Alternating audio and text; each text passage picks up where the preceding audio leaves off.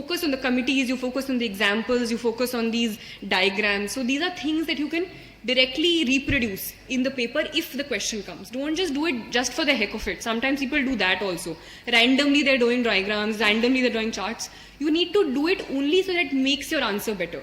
Don't unnecessarily bombard your things with these visual things, but if it's making your answer better, definitely do it, because it adds some sort of diversity from the paper before and after you. And all of this is done, but more than that, it's practice. You can just do this one day and not do it later, and it will be of no effect at all. So this is something that you need to do on a regular basis. Every day when you're looking at the newspaper, you need to pick up examples. Every day when you're looking, every day when you're writing, you need to come back to the notes that you've made. That is important. So practicing, and more than practicing, analysis also. So sometimes what people do is they practice answer writing every day. They write 3 answers every day, 4 answers every day. I used to, apart from the test series, so the later test series that I joined, I also did practice within a group of friends, 3-4 friends we had. We used to practice previous year question papers and look at each other's answer copies and see, achha, your introduction is better. So this is, if this question comes, this introduction can be used, or this example is better, so I'll incorporate that there. So even if you're writing 3 questions, come back and analyze, achha, this is something that I could have added. This is something that was in my notes. So maybe if I could put it here, coming back to my notes. So that will take some time. It won't be ki, just wrote, closed your copy, next day wrote, closed your copy. That won't help at all. Practice plus analysis, and using that analysis in the next time that you write your answers. So that is something that probably helped me in my answer writing process. So this was my answer writing specifically. Apart from that, for mains preparation, the basic books you would have already gone through 3 or 4 times. And yeah, this is something that I forgot to say, but for me personally, prelims I at least made sure that I had done 3 revisions in those 3 or 4 months before of the basic books that I had, or whatever thing that I was following, whether it be Spectrum for history or anything, or the NCRT for geography. I used to make at least 2-3 revisions. It depends on you, how much you've read that paper. If you're doing it for the first time, maybe more, maybe less, but just to make sure that it sticks in your head. So those revisions you've already done before. Here also, now you can go through whatever basic books that are required. So for mains, you need to stick more to the syllabus, I feel, rather than just sticking to a book, because book you have gone through, your concepts are clear, but orienting them to, and there are certain topics which you won't find in books, or you'll have to look, say for example, governance topics. If you find a book on governance or some notes on governance, coaching notes, that's well and good. If not, try to make small 1-page notes of it. Say, I used to make notes apart from that. So the second topic apart from answer writing is note making. For some people, note making does help. For some people, it doesn't. It depends on your way of studying. For me, it did help. So I'll talk about myself. I did not make notes of all the basic books. Some people do that. I did not. Sometimes, for example, for geography, if I'm going through it, there's certain data about, say, crops, their percentage in world crops and Indian crops. So I used to make a small chart towards the end of the chapter itself, and agar end mein revision karna hota tha, so I used to go through that. But mostly, I did not make notes of the basic books, because I thought they were well enough, they were like compact enough, and I used to just underline things that I thought were important when I was doing revision. But for certain topics in the syllabus, which I felt I could not find information elsewhere, if I thought there were certain current affair topics in the news, in the newspaper, which were going on for a really long time, say the farmer bills, if it's going on for a really long time, I'll make 1 or 2 pages notes out of it, so I can use it, say, in agriculture, or if I find, say, an article on fertilizer policy in the newspaper. So I used to not make notes of newspaper per se. Some people make copious everyday notes of the newspaper. I did not find that helpful, because at the end you have like a huge this thing of newspaper. It takes a lot of time in the day. So I did not find that helpful. Some people do. But I used to just pick up things that I found in the newspaper which were important according to the syllabus. So fertilizer policy, I know, can come in the agriculture part of GS3. So that awareness of the syllabus, that familiarity with the syllabus, you need to build over a period of time and make notes according to that. So that fertilizer thing that I made, then I used to leave some space on the side. So if I find anything else, I'll keep on adding that later. Similarly for, say, cybercrime or so cybercrime or something like that was in the syllabus clearly mentioned. So for that I had made 1 or 2 pages notes. Any example that I found of, say, some attack that happened here, some red dot network attack happened there, or Estonia mein there was this cyber attack. Those things I used to keep on adding and then use them in my answers. So these things like enhance your answers a bit. Some other people are just writing whatever notes that they found or whatever book that they used. But when you see examples of say, अच्छा US में ये वाला attack happened, shadow network ये हो गया, या Pegasus attack ये हो गया, तो it adds some newness, and the examiner thinks that she knows what's happening and she can make these links. So these additions I used to keep on making from the newspaper, apart from making my main notes that I used to do according to the syllabus, according to any topic that was in the news. Why is note making important according to me? And that is the way you should make those notes, because sometimes what people do is कि अच्छा notes बनाने हैं, किसी ने बोला है कि notes बनाने, it's important, so I'll make notes, and those notes don't serve any purpose because it's more or less you're repeating and you're copying whatever was in the book. You just literally remove a few words and you write them in your own words, or you write them by removing a and the. So that doesn't help at all, because you should understand why you're making them. There's a purpose to the note making. So firstly, according to me, it's to pry out or take out the important stuff, or what is important. So you're removing what is not important and what is of most importance in using it. So the notes, the next time you make, like if it's 100 words, it should come down to at least 40 or 50. Otherwise, there's no point to making it, or even less if you can. The smaller they are, and if you can understand it. Understanding should also be there. It's not as if कि अगली बार आप पढ़ो आपको समझ नहीं आ रहा आपने क्या लिखा है because इतना छोटा कर दिया. But you should understand. It should be for yourself. So prying out the important information, collating important information. Because say if it's a topic in the syllabus, it's possible that you can find good information from two sources. So sometimes I used to make notes collating those two sources. Or if it's a topic in the syllabus, I used to do a Google search, find 4 or 5 sites and just take out important bits, important examples and make one information. So taking out important stuff, so reducing it. Secondly, collating information from a couple of sources, keep on adding to it. Some people used to make online notes, that you can also do. I used to find it more comfortable writing. So that was my personal preference. It's sometimes easier to make online notes because it can be easily edited. So that is also something you can do on Evernote or anything, or anything on your laptop also you can make. Thirdly, revising revising ke liye it's important, because immediately before this examination, and it especially helped me for my optional, because optional history was very, very vast. I could not possibly have gone through all the books before my examination, so I used to make notes. Those notes itself were also pretty big, because even after condensing, the syllabus was that vast, but it helps you for revision, because in the end you can only look at those notes, so it needs to be short. So for revision, for collation, and for highlighting important stuff and gradually reducing it. So sometimes people make notes 2 times. Firstly notes, and then notes of notes to even shorten it towards the end for extremely last minute revision, just keywords. So that is something that you can do. Which books and which areas you're making notes of, you need to decide. No one else will tell you according to your needs. Secondly, they need to be crisp, I've already told you. And thirdly, they need to be oriented to the syllabus. Don't write random stuff, they need to be oriented to the syllabus. So these were 2 things which are, I thought, mainly important for mains. Thirdly, a thing which helped me, apart from mains, answer writing and note making, was looking at toppers copies, because apart from the whatever test series you'll enroll yourself in, whatever feedback you will give, that is also important. You'll incorporate the next time you write tests. But thirdly, toppers copies help you in understanding what possibly got those people those marks. Right? So it's possible that you may not like one person's copies or another person's copies, but out of a group of 5 or 6 that you can, explore, there'll be 2 or 3 things that you can incorporate. And sometimes people don't understand what's going wrong. People are giving attempts after attempts, they're not getting good marks. That's because mainly they keep on sticking to the things that got them those marks. So it's important to get out of that cocoon, look at what other people are doing, and possibly learn from anything that is being given to you. So in that way, toppers copies of certain subjects, of certain examples that I used to find in ethics copies, I used to, a quote I found, so I used to use that. An example I found somewhere else, I used to use that. Structuring of answers, those things also, I think you can, they're all easily available. You can go through them and add to your answers in any way.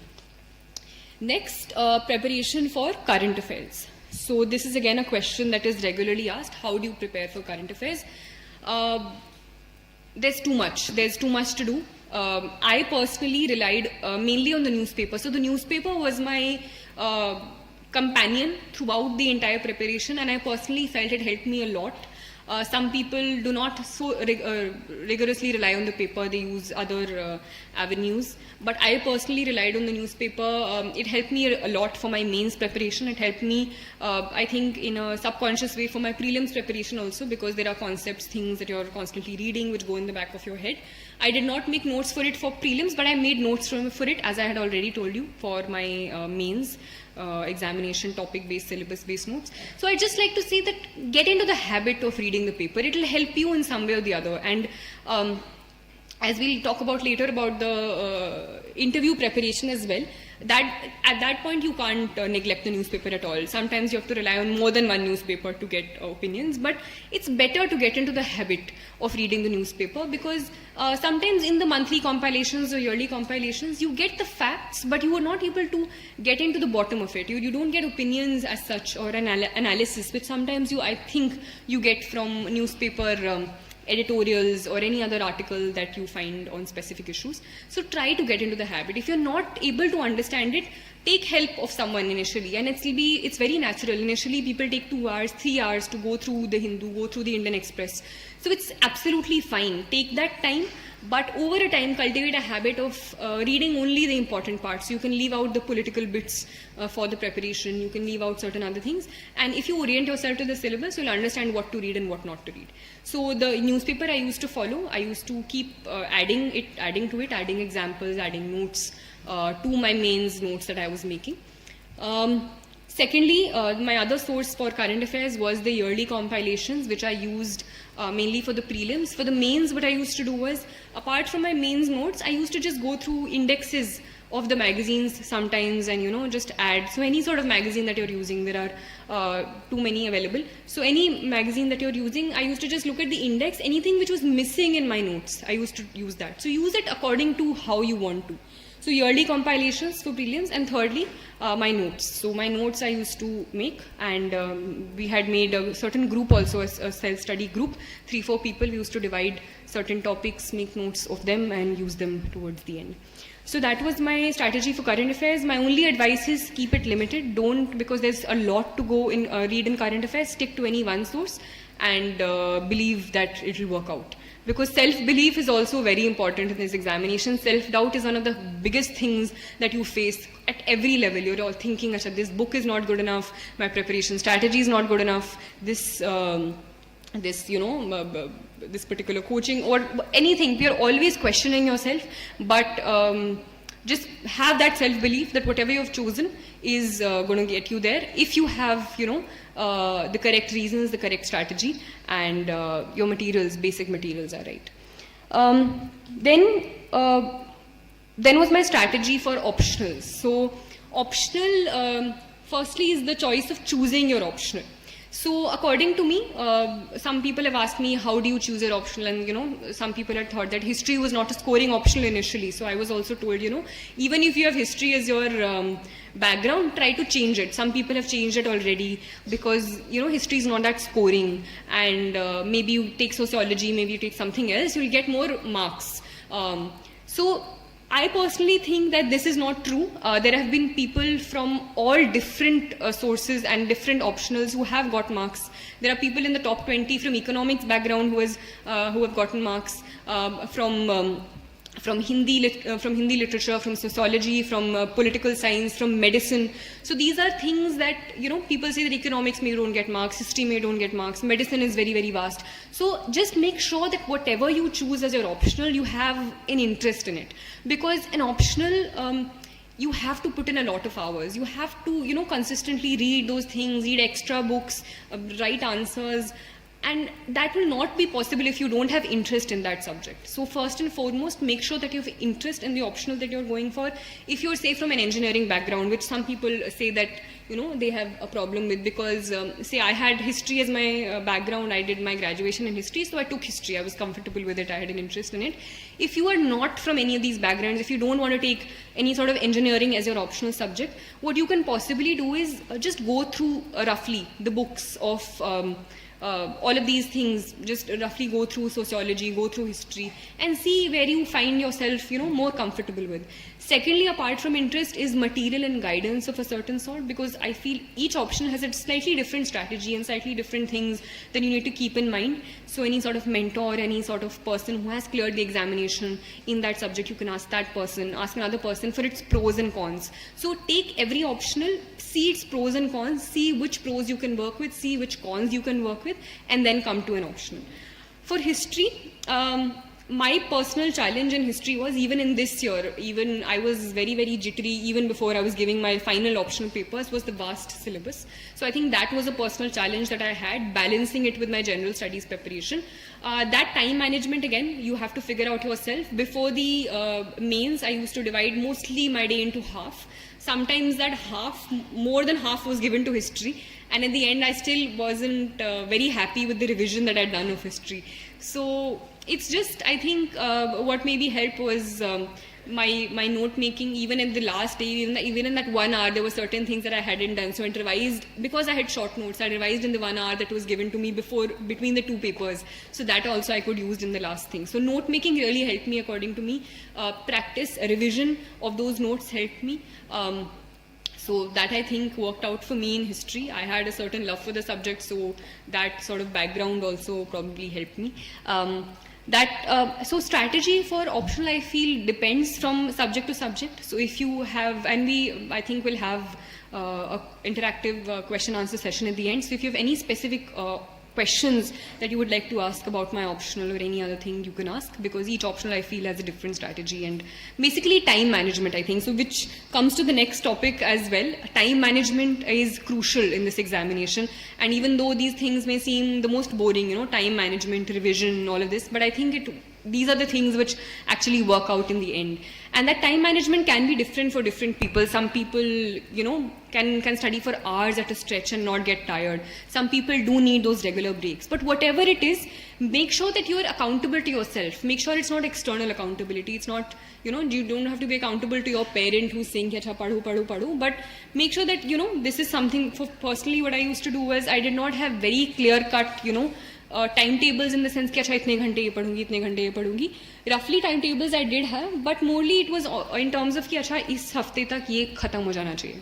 अब वो कैसे भी मेरा खत्म हो रहा है. If there were days when I did not feel like studying at all, I used to completely put away my books and chill in the true sense of the word, or do anything. But when I used to study, I used to do it with my, literally tan and man, and not think about anything else. So those things, those ways of studying, you need to figure out yourself. Ways of taking breaks, ways of motivating yourself, you need to study, figure out yourself. There are too many distractions in today's day and age.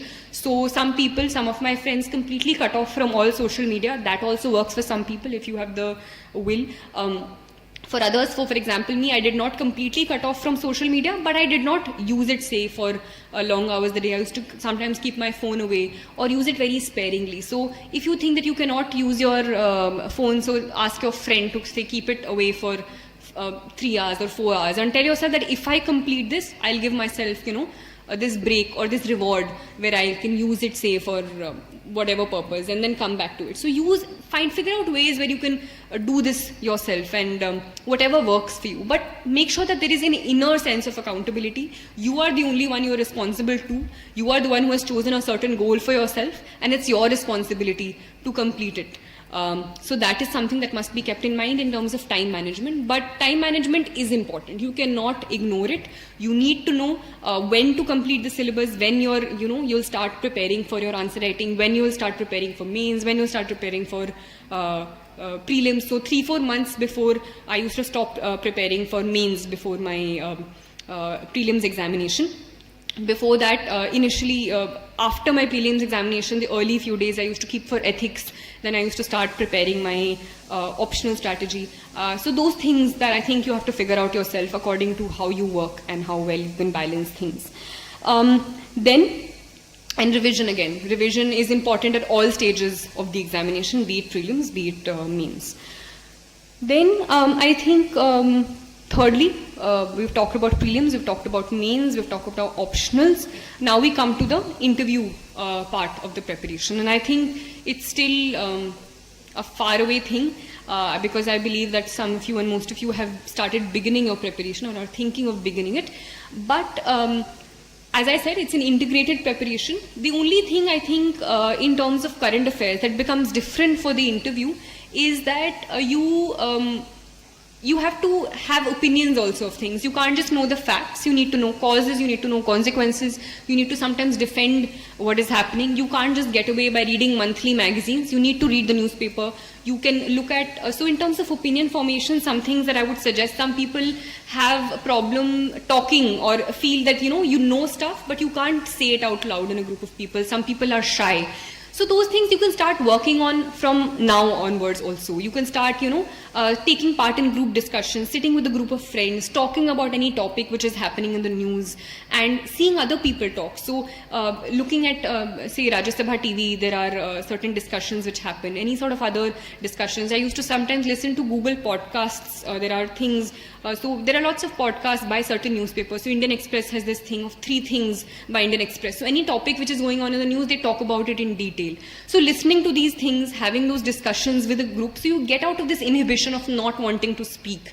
And don't be afraid of saying out the wrong things, because among friends, this is the only place you can, or among, say, teachers, this is the only place you can where you can correct yourself.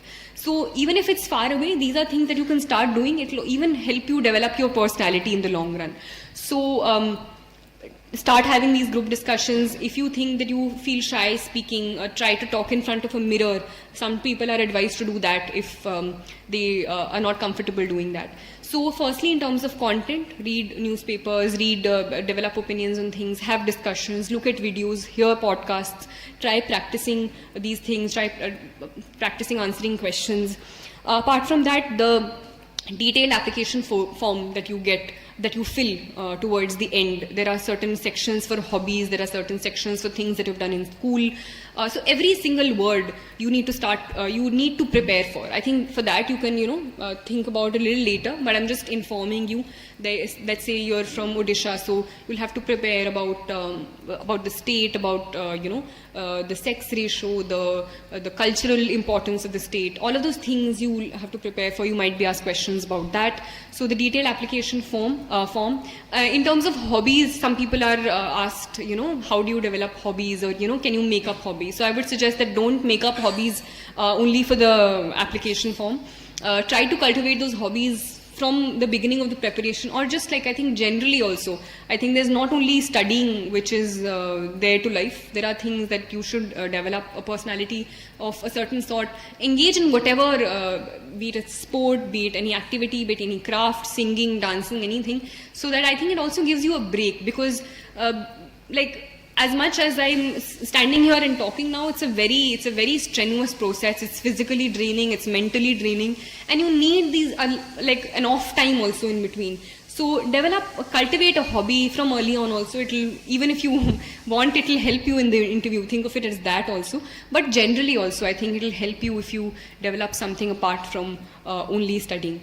So those are things that you can keep in mind for the interview. As for the last time when you enter the interview hall, I think calmness of a certain sort is important. Self-confidence is important, and those things you'll cultivate when you gain the content, when you gain the knowledge, and when you start practicing and doing these things from early on.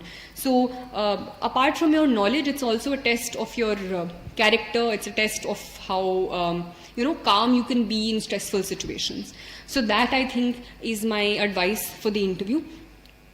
Apart from that, this was the academic part of it, the academic strategy, the do's, don'ts, how I went about my strategy, my content for all 3 stages of the examination. Apart from that, I think you need to understand and ask yourself why you're giving this examination.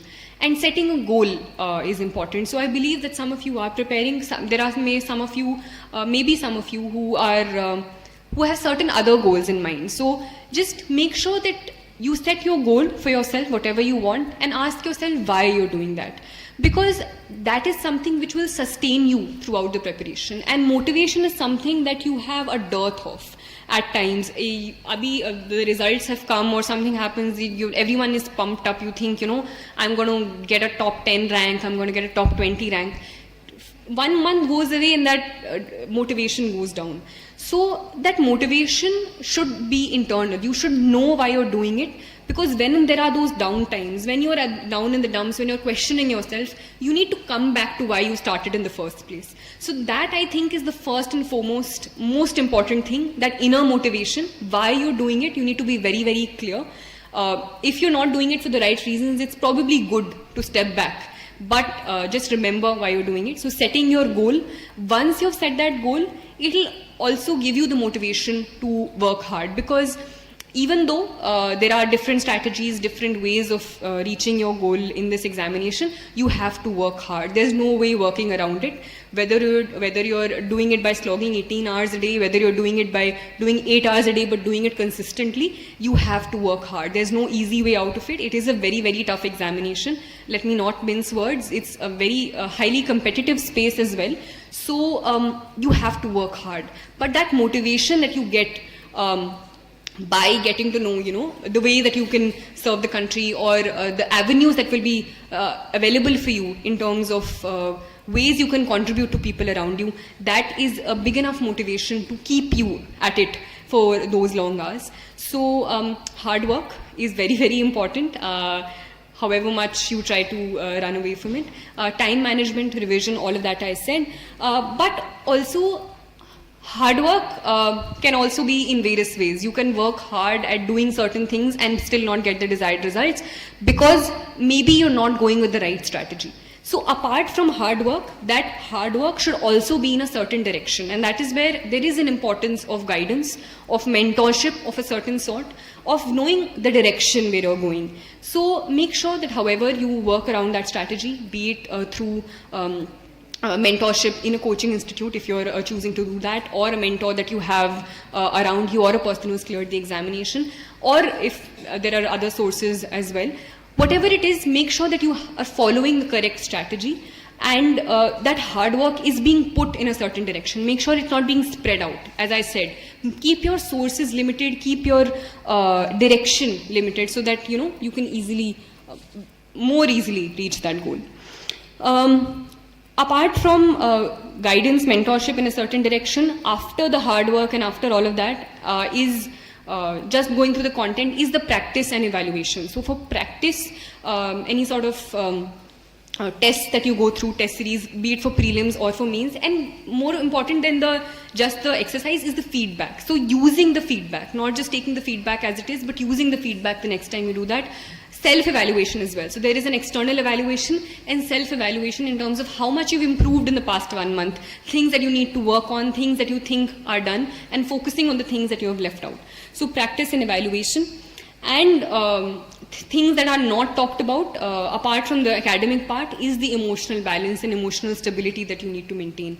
Because it's, however many times I repeat it, this motivation, these ups and downs, there'll be constant ups and downs during this preparation, and to deal with those downs, you need a certain emotional balance, you need a certain stability at that time, and these things are often not talked about, but the stress is also really, really too much. There is parental pressure, not even just parental pressure, there are people randomly from, distant relatives who've got to know you're preparing for this examination, and they ask, acha, uska kya hua, or uska. So there's random sort of stress as well, but you need to be accountable only to yourself, right? And so coming back to yourself, so what I used to do when I used to be stressed at times, or I thought, so there are different things for different people. So whenever I used to feel stressed, I used to take really long walks in the park, or any sort of nature thing that I wanted to do. I used to eat some of my foods, the nice foods that I liked, some of my favorite foods, I used to order them. Or I used to read a book, watch some of the movies that I liked. So getting, in that immediate sense, you can figure out your ways to de-stress. In the long term, I think you need a positive environment around you. So a positive group of friends sometimes helps to push you even if you're coming down. So I was lucky in that sense. Thirdly, obviously, your parents are a great source of support. So for me, I was lucky enough in that regard as well, where that positive push was always being put. I was never made to feel that pressure of not performing or not doing well enough. But even people who do not have that sort of support, people who are living completely alone, who do not have the positive environment of friends or parents around them, try to look inwards. It's easier said than done, but try to look inwards, try to understand what you're doing, figure out ways of de-stressing, whatever it is. Try to understand what your priorities are in life, how you can, try to achieve them. So those are things. And I think most importantly, I feel what gives you an inner sense of satisfaction is giving your 100%. And let's not mince words, the success rate in this examination is very less. So there are a lot of you and lots of people who give this examination who will not succeed in this examination. But that does not mean that you do not succeed in life, because there are various other avenues in which you can give back to society. I have friends who have exhausted all of their attempts, but are doing very, very well in other aspects of their life. So as long as your goal is set in terms of what you want to do, there are various ways in which you can serve people around you. Make sure that if you've chosen to give this examination and it's something that you want to do, make sure that you give your 100%. So at the end, there'll be no regrets. Even if I did not clear this examination this time, I would definitely have been sad, I would definitely have been heartbroken, but at the same time, I would have been content with myself that I did all that I could. And the idea of Nishkam Karm that we often talk about, I think it's very important when the Karmani Vadhikaraste Ma Phalishu Kadachana, you give your 100% and then don't worry about the result. All you can do is do what you can with the right strategy. With the right strategy, with the right direction. Don't put your hard work randomly into the air, but with the correct guidance, with the correct strategy, give your 100% so that at the end you're not questioning yourself. You can't think, अच्छा अगर मैं उस दिन ये कर लेता, अगर मैं शायद वहाँ नहीं जाती या फिर थोड़ी मेहनत और कर लेती.